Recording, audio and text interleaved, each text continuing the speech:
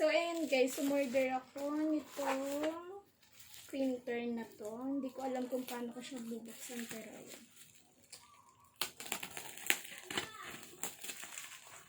Sobrang nagdalawang isip ko kung paano.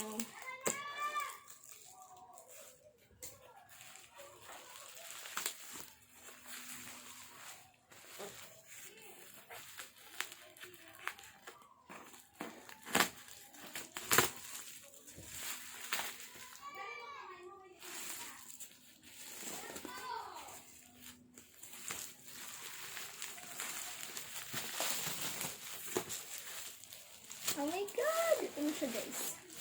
So ayan guys, bumili ako ng printer kasi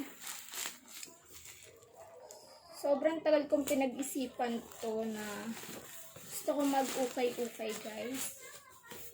Online ukay-ukay. So ayan, ang unang kong binilis itong printer na to para kapag tinamad ako, maisipin ko na huwag tamaran kasi ang mahal ng bili ng printer. Kasi guys, ayan.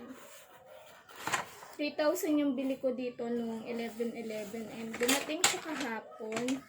And hindi ko na-expect na ganun kabilis kasi usually kapag umorder ka ng sale, medyo matagal. So ayan, may mga ganito siya. And hindi ko pa alam kung paano siya gamitin. So siguro susundin ko na lang kung ano yung nandito sa manual. And ito sa tingin ko yung lagayan ng thermal paper. So, ito na guys. Medyo mabigat din siya. Hindi pala siya ganun kalaki. So, ayan.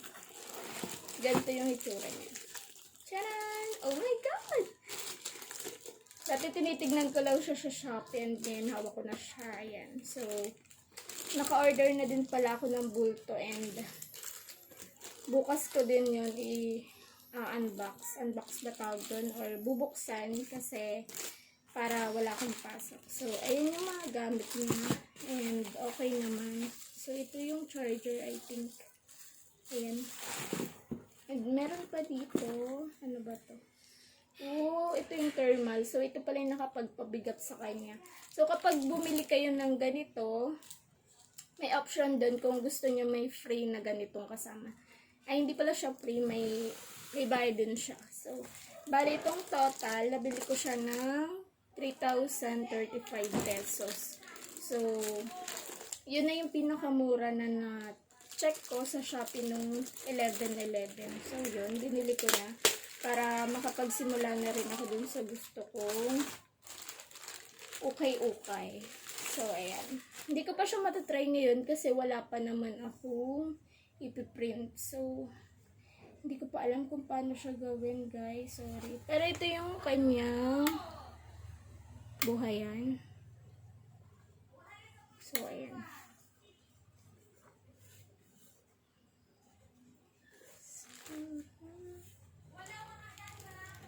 And, siguro tignan ko na lang dito sa ano ba to?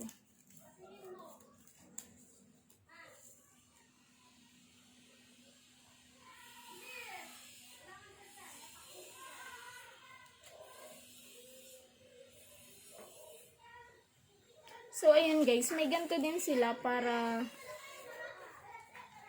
makita nyo kung paano siya. So, bukod dito, meron din siyang ganito. So, ayan guys.